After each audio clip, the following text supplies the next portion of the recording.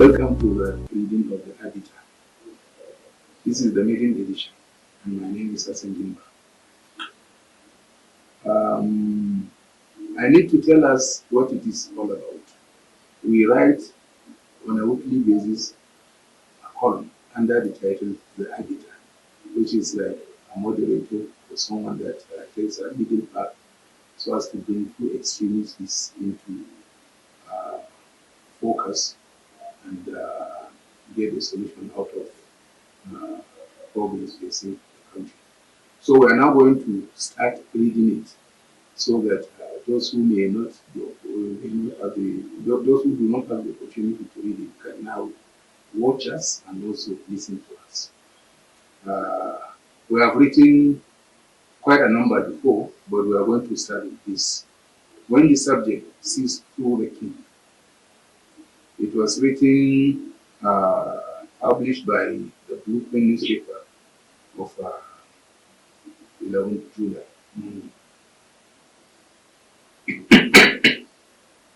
In January 2019, the Daily Trust newspaper had its Maiduguri office shut down by the military over its reportage on the fight against insurgency. This made me think about government and failure of leadership, or aptly, the king whose subjects so through him.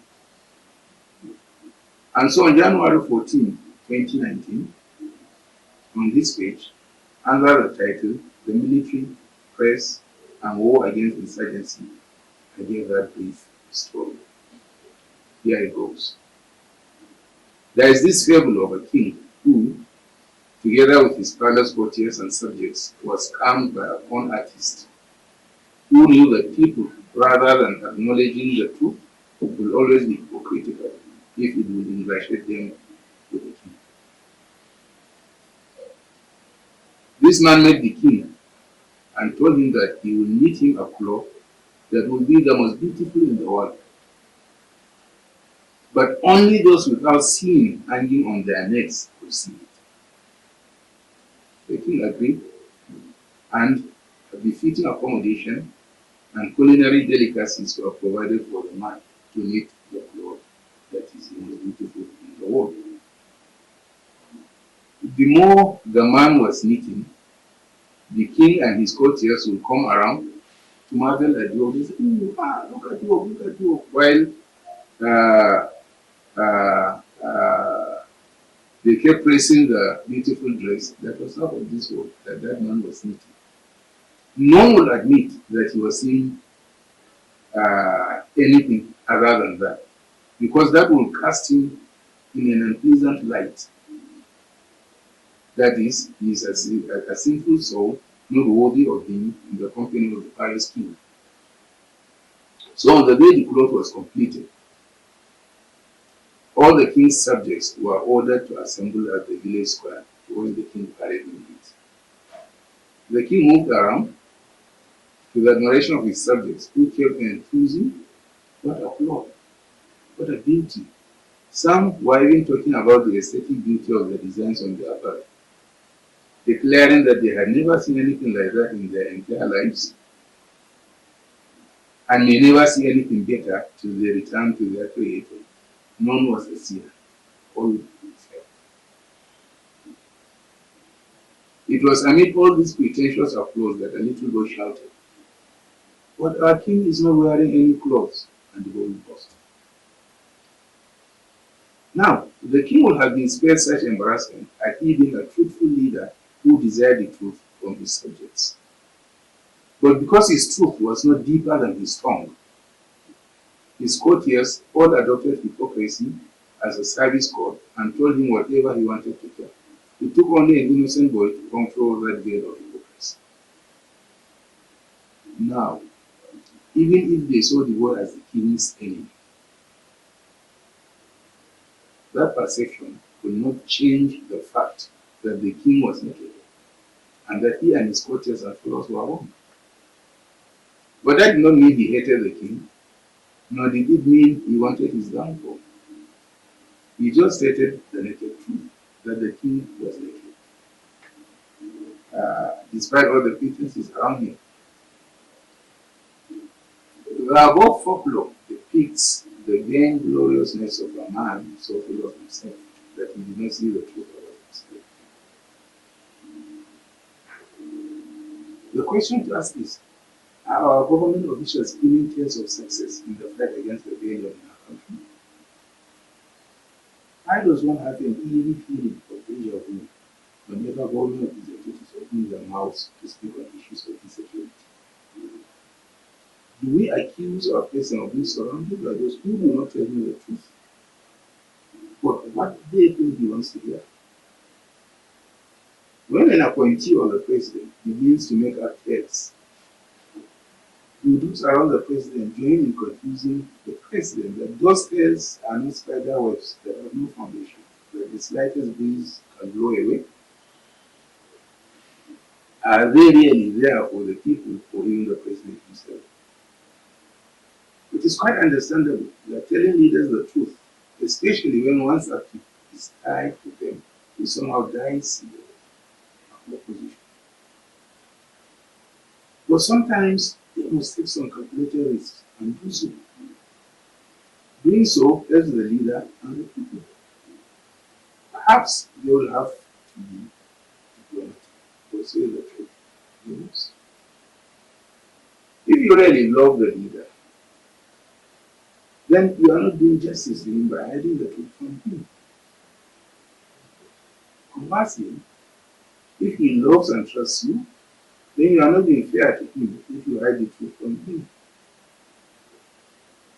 Help him, you must. And the best way is by telling him the truth. Thomas Sowell, 92-year-old American author, economist, political commentator, and senior fellow at Stanford University's Hoover Institution, admonished that when you want to help people, you tell them the truth. When you want to help yourself, you tell them what they want to hear. Still speaking about truth, Confucius said, they who know the truth are not equal to those who love it, and they who love it are not equal to those who delight in it. And we may add, those who delight in it are not equal to those who walk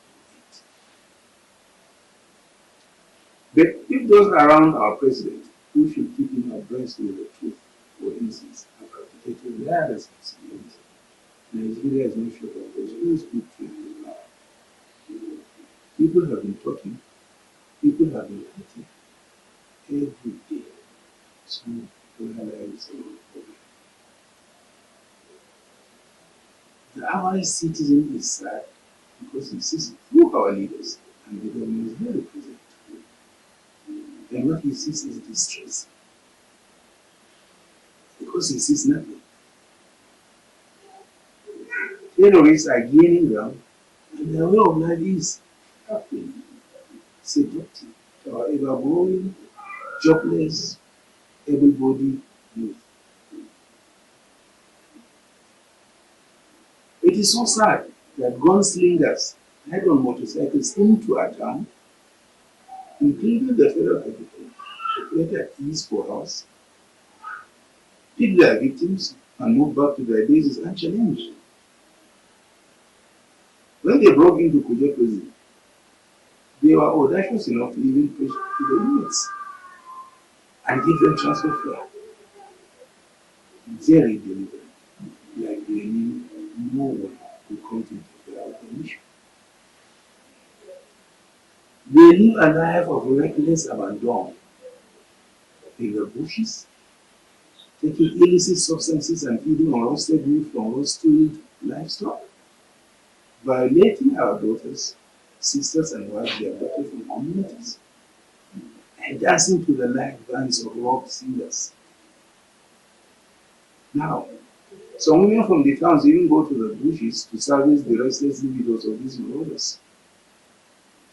Tell me, how many jobless youth who see no hope staying straight will resist joining such a life of devotion? This This is further made sexier by the assurance that if they are arrested, their comrades in arms will come and fly them out of government hands in the place of glory, cutting away millions in put. And the nonchalant attitude of somebody who expected that nobody will come to interfere with their party. Perhaps that's why in the space of 2 days last week, Boko Haram, who we still want to call bandits, killed a divisional police officer who was an assistant commissioner of police. And you know, he saw rest in peace. In Katsina, they also forced the closure of over 70 health centers in the state. They attacked the advance convoy of the president. And in the dead of the night, strolled into Kuje Medium Security Prison and liberated their members and many others. Before our eyes, kidnapping turned into a billion-dollar criminal industry. So many Nigerians have been abducted. And no one can tell the number of Nigerians living in kidnappers' dungeons.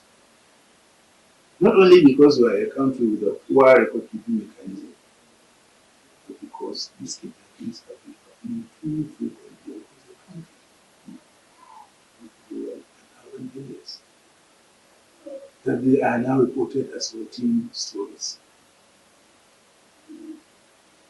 It is galling to notice the lack of interest by the security agencies to track down the kidnappers. Most are led to their effect. One itinerant cobbler from Katsina told me how his wife and sister were killed when they couldn't come out with the ransom. His face carried the unspeakable anguish that trekked with him every day. He is a nobody whose story will not make it to the front pages of our newspapers. But it is not so with the Methodist prelate, who had to pay 100 million naira ransom to save his life and those of his co-adopted foreigners. He revealed that during his time in captivity, no security agency lifted a finger to intervene, and that there were soldiers in the vicinity of his abduction. Of course, the military high command gave out their usual sanctimonious denial. But who will believe them when the city is not sinful leaders? What with our experience with the Taraba kidnapping in Waduna? He was, by the way, freed in Kujo prison, even though the prison officials just came out and denied that. But soldiers shot dead a crack police team that had gone from Abuja to arrest him. It is worth pointing out that any kidnapped victim that the government fails to secure loses hope in the nation. Many abductees in such a situation now psychologically see strength and belonging in the abductors and the wife. Some have voluntarily refused to return, adopting a life of being a nuisance to the nation. But are we aware of what is happening, especially then? Beyond the usual condemnations by the president or cries of disappointment over the already deteriorated situation, don't we fear that these people can do no harm